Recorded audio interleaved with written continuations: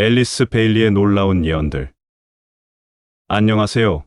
미스테리함 채널에 오신 것을 진심으로 환영합니다.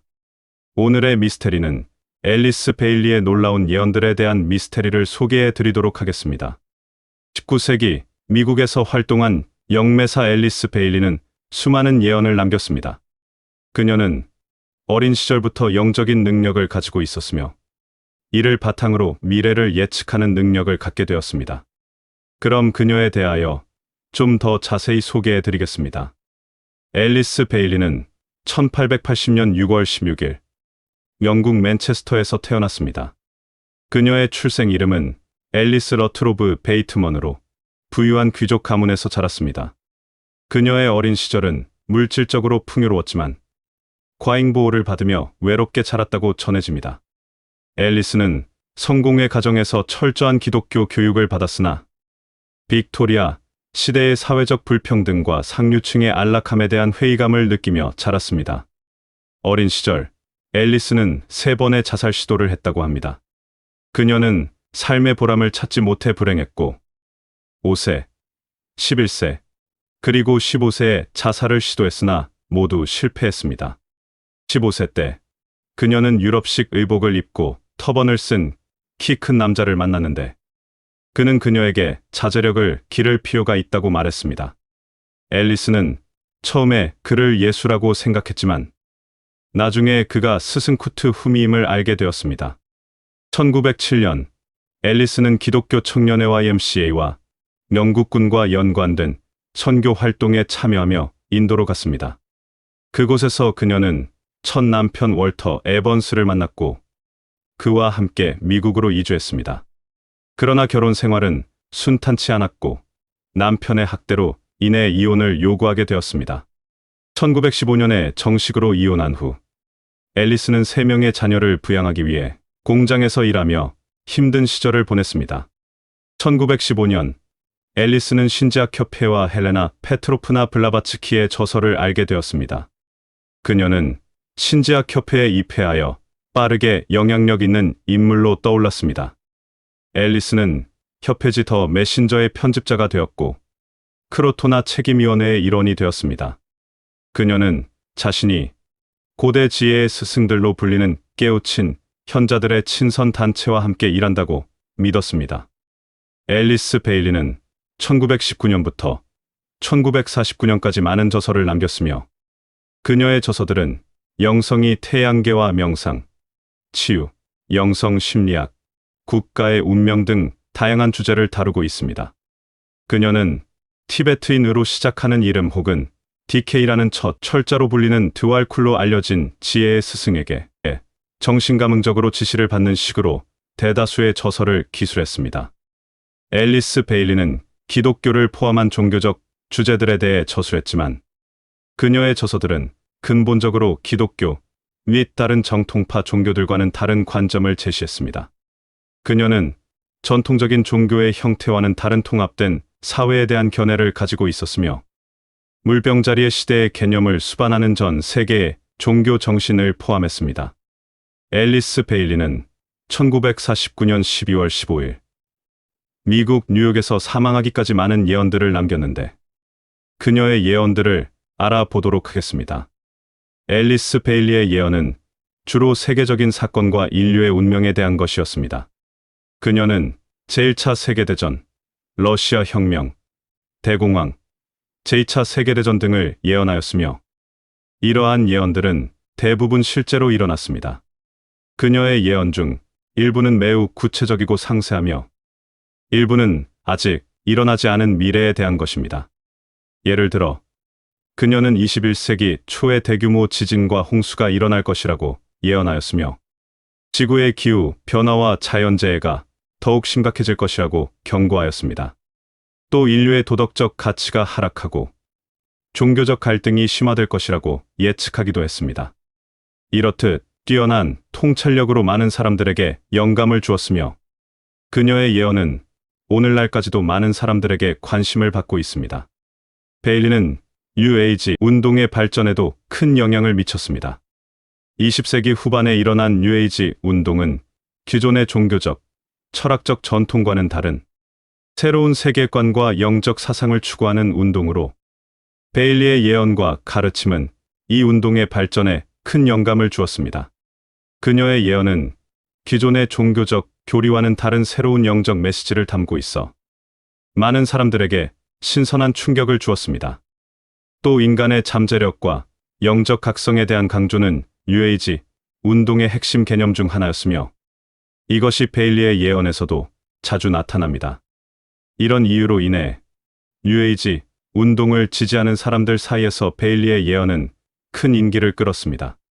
또 그녀의 책과 강연은 전 세계적으로 수백만 명의 독자와 청중에게 영향을 미쳤으며 그녀의 이름은 뉴에이지 운동의 대표적인 인물 중 하나로 자리 잡았습니다. 베일리는 인류가 거대한 전환기를 맞이하고 있으며 이 전환기는 인류의 진화에 큰 영향을 미칠 것이라고 예언했습니다.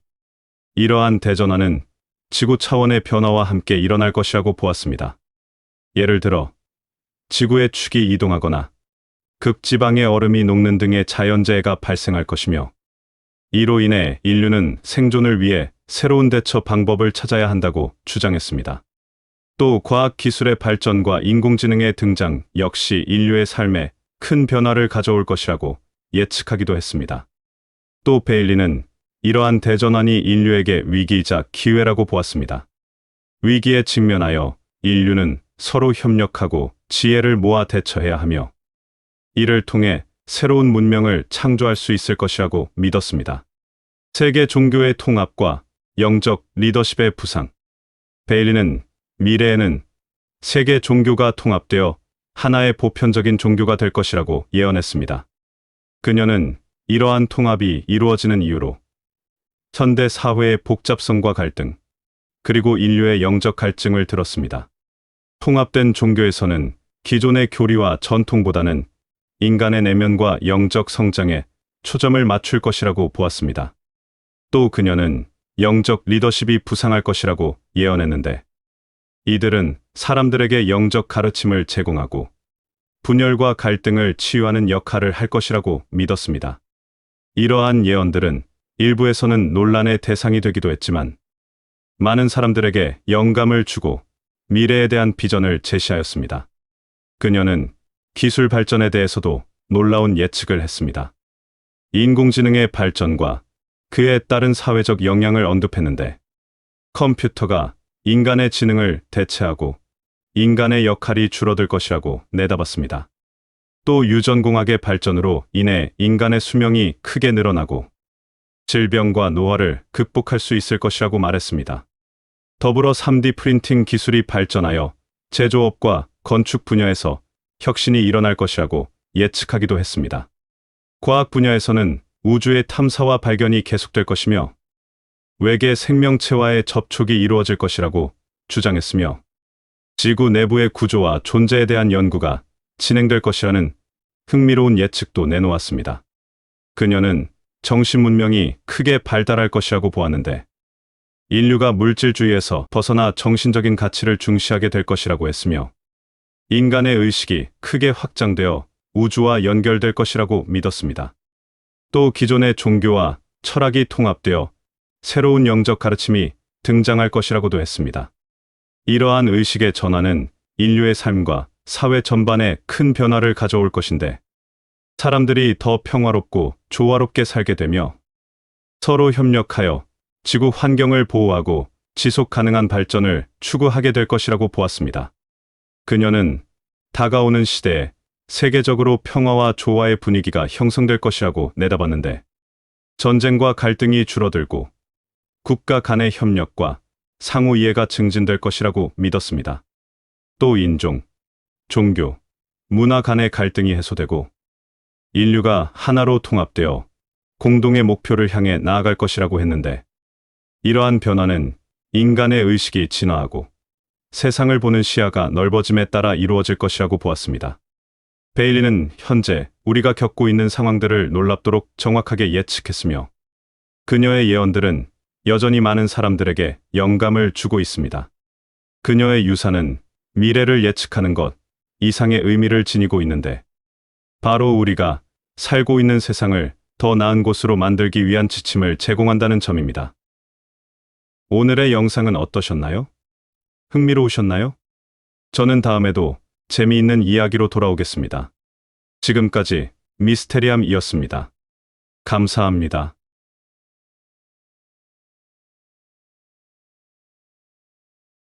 100만 명의 유령 도시 앙코르와트. 100만 명의 유령 도시 앙코르와트는 본래 힌두교 사원으로 지어졌고 완공된 후 30년은 힌두교 사원이었으나 그 이후 불교 사원으로 바뀌었다.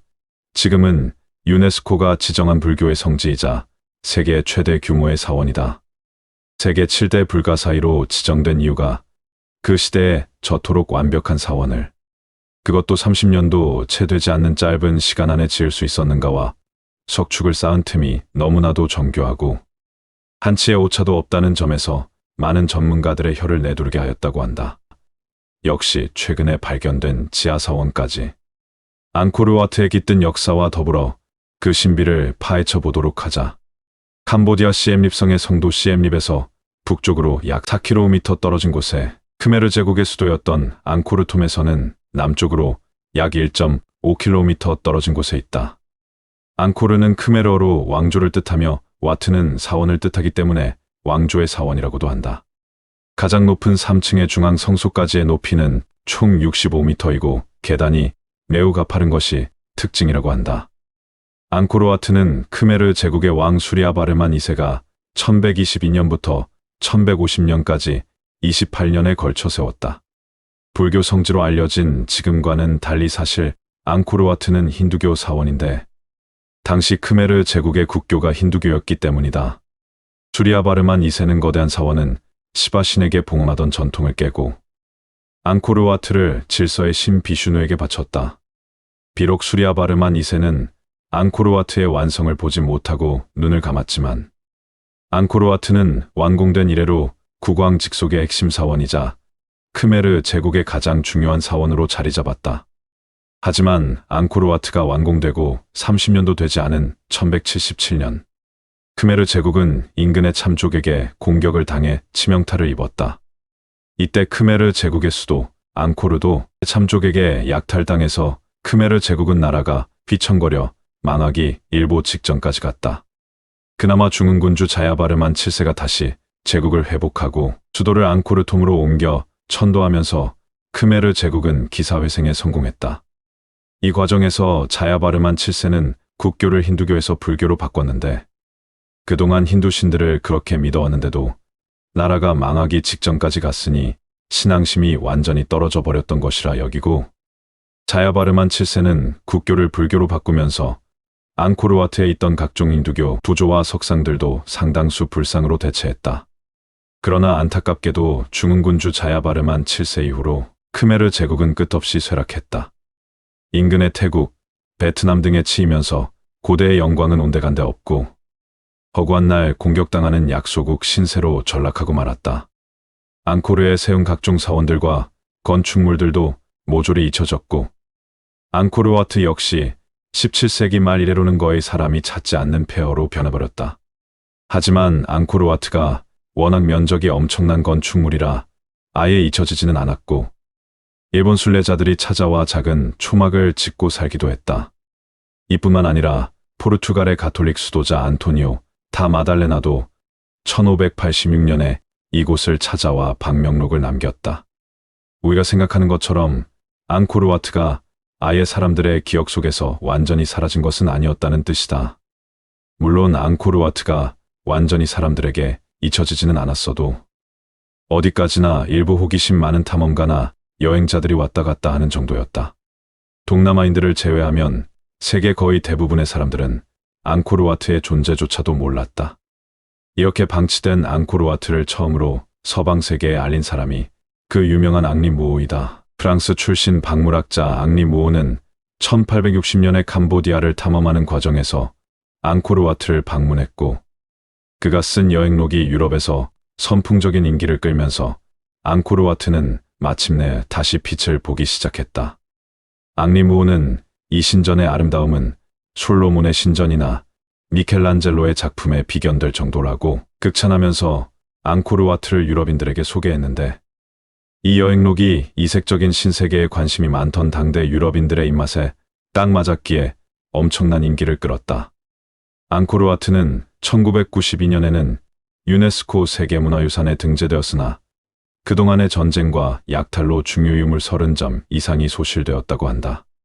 전체 유적지의 70%가 심하게 훼손되었으며 사원 근처의 왕궁에 있는 유물 1000여 점이 도난 및 파괴되는 등 유적지의 훼손이 매우 심각하다. 실제로 해자의 다리와 벽에 기관총으로 생긴 홈을 볼 수 있을 정도로 파괴되었다. 이 때문에 유네스코에서는 문화유산에 등재되기 전인 1982년의 유적지 복구를 위한 조사단을 파견하겠다고 통보하기도 했다. 다만 2000년대 들어서 캄보디아의 치안이 그럭저럭 안정화되고 난 이후 앙코르와트가 사실상 캄보디아의 상징이기 때문에 조금씩 복구와 유지 작업에 시동을 거는 중이다. 앙코르와트에서 복잡한 건축 양식과 함께 빼놓을 수 없는 것이 눈이 어지러울 정도로 빽빽하게 새겨놓은 부조들이다. 대부분 힌두교, 신화나 불교, 설화의 내용들을 1층 회랑벽에 새겨놓은 것들인데 정말 공백을 찾아보기 힘들 만큼 벽에 그득그득 부조를 새겨서 보고 있다 보면 절로 감탄사가 나오는 경우가 많다고 한다. 이 유적이 위대한 이유는 오랜 역사와 웅장한 규모는 물론이고 오래전에 거대한 규모로 지어졌음에도 전혀 손색이 없는 고도의 정교한 건축 기술에 있다.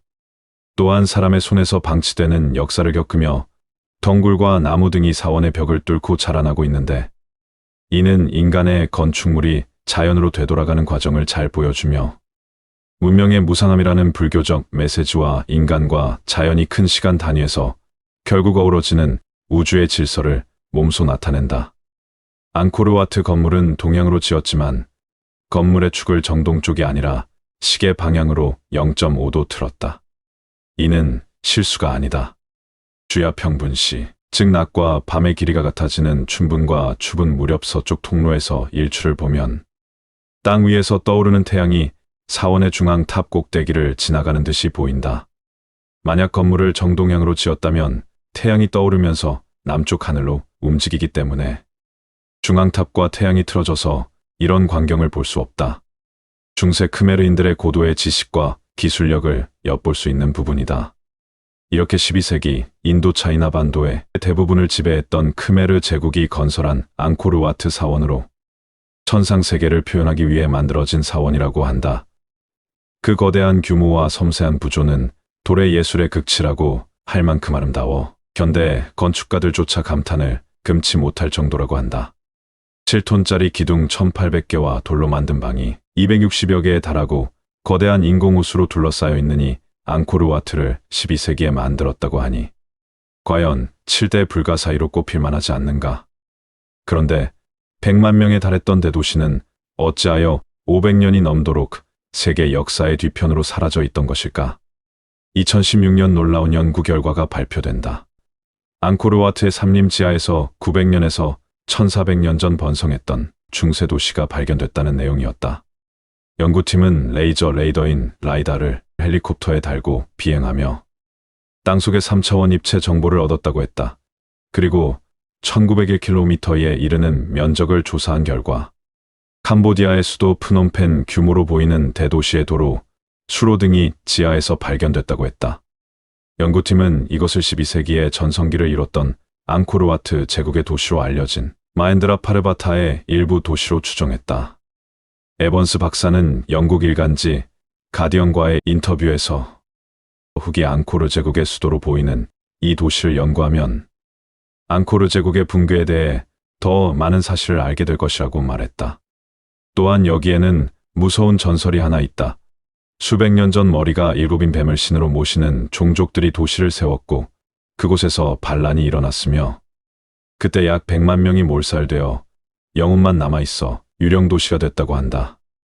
그런데 앙코르와트 사원이 더욱 유명해진 데에는 사원을 지었던 돌틈 사이가 너무나도 완벽하게 맞물려 있어서라고 한다. 현대 기술로는 도저히 흉내조차 낼 수 없는 특별한 기술이라고 전문가들은 이구동성으로 앙코르와트 사원의 건축술에 경의를 표했는데 이 사원을 지었을 당시 어떠한 접착제나 보조재료 없이 오로지 돌끼리의 결함만으로 천년이 지난 지금까지 견제할 정도로 웅장한 사원을 지었다는 것이 정말 대단하지 않는가? 현재 캄보디아 국기에 새겨진 건물이 바로 앙코르와트이며 캄보디아의 상징으로도 불린다. 지금 남아있는 앙코르와트는 앙코르 제국 시절의 원형은 아니다. 원래 목조 건축과 석조 건축이 어우러졌는데 제국 멸망 이후 오랜 세월 방치되면서 목조 부분은 소실되어 없어지고 석조 부분만 남은 것이라고 한다. 지금도 그나마 다행인 것은 과거 목조 건축물이 끼워져 있던 놈들은 그대로 남아있어 건축물의 연구에 많은 도움이 된다고 한다. 그러나 앙코르와트 사원은 태국과의 소유권 분쟁으로도 유명하다. 서로 뺏고 뺏기는 역사가 반복되었던 동남아 특성상 이런 분쟁이 발생하게 된 것인데 실제로 태국은 앙코르 유적이 되고 있는 시엠립 지방을 몇백 년간 지배한 적도 있다. 태국 역시 화려한 앙코르 유적에 눈독을 들인 것은 마찬가지였기에 라마 4세 시절에 아예 앙코르와트를 뜯어서 방콕으로 옮기려 시도한 적도 있다. 물론 캄보디아인들의 극렬한 반대와 자금난으로 실패했지만 나름 태국이 앙코르와트에 미련이 있었다는 이야기다. 반대로 캄보디아는 앙코르와트와 크메르 문화가 나라의 정체성이나 다름없기 때문에 태국에서 앙코르와 관련된 일만 생기면 당연히 거세게 반발한다. 아직도 앙코르와트 사원을 처음 TV 화면에서 접할 때 그 감동을 잊지 못한다. 그 어린 마음에도 웅장함과 신비로움은 이루 말할 수 없었기 때문이다. 그러고 보면 세상은 참으로 넓고 신비로운 것들이 너무나도 많은 것 같다. 앞으로도 공부하는 자세로 세상을 조금씩 배우도록 노력해야겠다는 다짐을 하며 이만 영상을 마치도록 하겠다.